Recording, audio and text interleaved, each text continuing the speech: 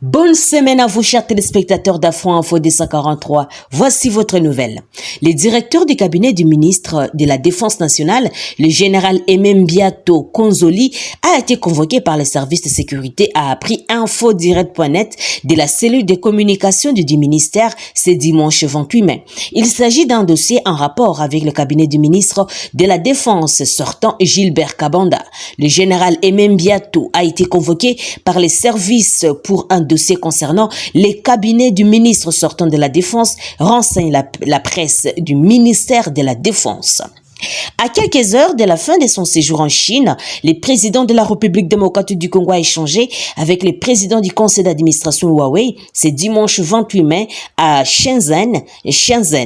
D'après la presse présidentielle, cet entretien tourné autour de la promotion de la technologie de l'information et de la communication et sur les numériques.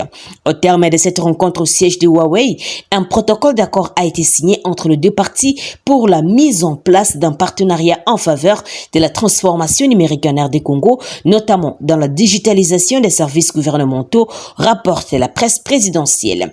Grâce à ces partenariats, nous allons développer les domaines qui me tiennent à cœur, l'énergie, l'éducation, la santé, les finances publiques, la sécurité, a déclaré Félix Tshisekedi.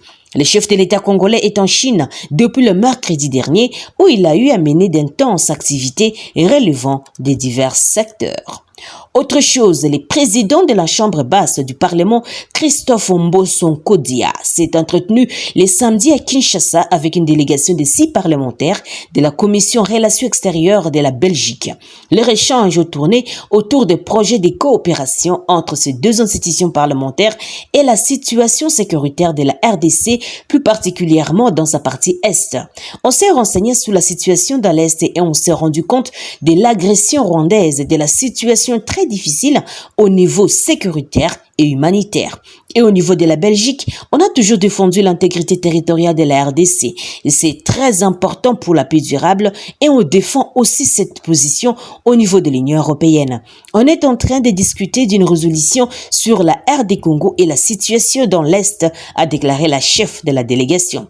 Van Woof, à l'issue de cette rencontre, elle a souligné que leur présence en RDC s'inscrit dans les cadres de voir les projets des coopérations internationales et bilatérales, notamment à Kinshasa et à Lubumbashi, mais aussi pour le renforcement des relations avec l'Assemblée nationale RD congolaise.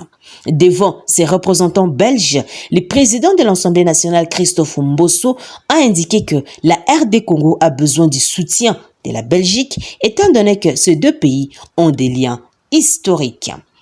Autre nouvelle, Vital Kamerhe, vice-premier ministre et ministre de l'économie nationale de la RDC, a séjourné cette semaine en Zambie. Il est allé faire le suivi des mesures envisagées entre la RDC et la Zambie pour un renfort extérieur en farine de maïs dans des régions du Katanga et du Kasaï. Le vice-premier ministre Kamerhe est rentré samedi par Lubumbashi, chef-lieu de la province du Katanga. Pour lui, les pays doivent éviter de faire croire qu'il n'y a que l'importation comme solution à la crise actuelle. Le président de la République veut que le peuple du Katanga et celui du Kasaï puissent être souverains en cette matière du denrée alimentaire de base.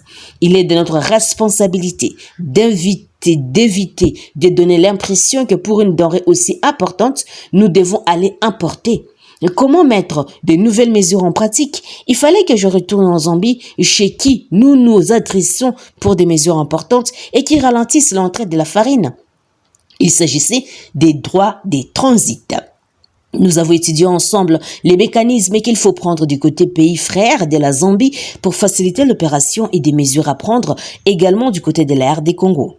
L'importation n'est pas la solution à nos problèmes, a-t-il dit les samedis après rencontre avec les autorités provinciales et les acteurs impliqués dans le secteur agricole. Le vice-premier ministre Kamerhe a expliqué que la nécessité pour réussir, c'est de donner le moyen aux fermiers et aux autres producteurs locaux à assurer l'exonération. Et notre focus, c'est la production. Pour produire, nous devons accompagner les fermiers et les producteurs, grands, petits et moyens. Et les moyens seront mis en place, les dispositions pour l'exonérer ces gens avant la fin du mois vous verrez une série de mesures et des mécanismes de leur application. Je crois que tout le monde sera content et les prix de farine vont encore davantage baisser, a-t-il poursuivi.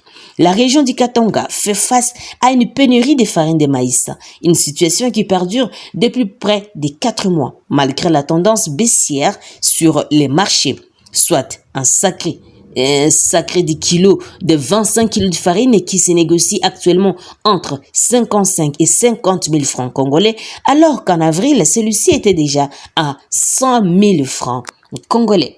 Terminons par cette nouvelle.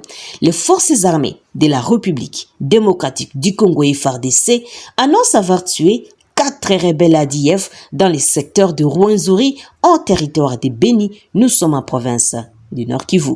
La nouvelle est relayée à la presse de Beni ce dimanche 28 mai 2023 dans une note d'information du secteur opérationnel Sokola 1 Grand Nord. L'exploit de l'armée de la RDC est intervenu à la suite d'une patrouille menée la journée du samedi dernier.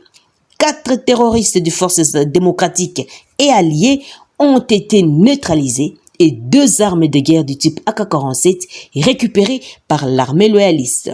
C'était lors d'une patrouille de combat organisée dans la vallée de Kinyambaore, dans les secteurs de Rwenzori.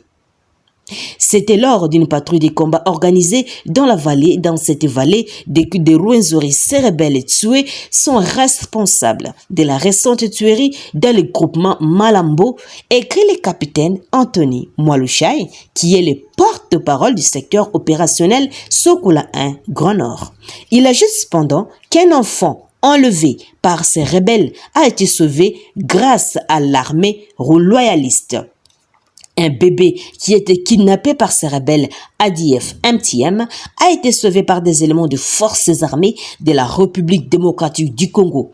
Et ces assaillants sont poursuivis dans la profondeur pour donner la paix durable à la population, rassure les porte-parole de l'armée dans la région.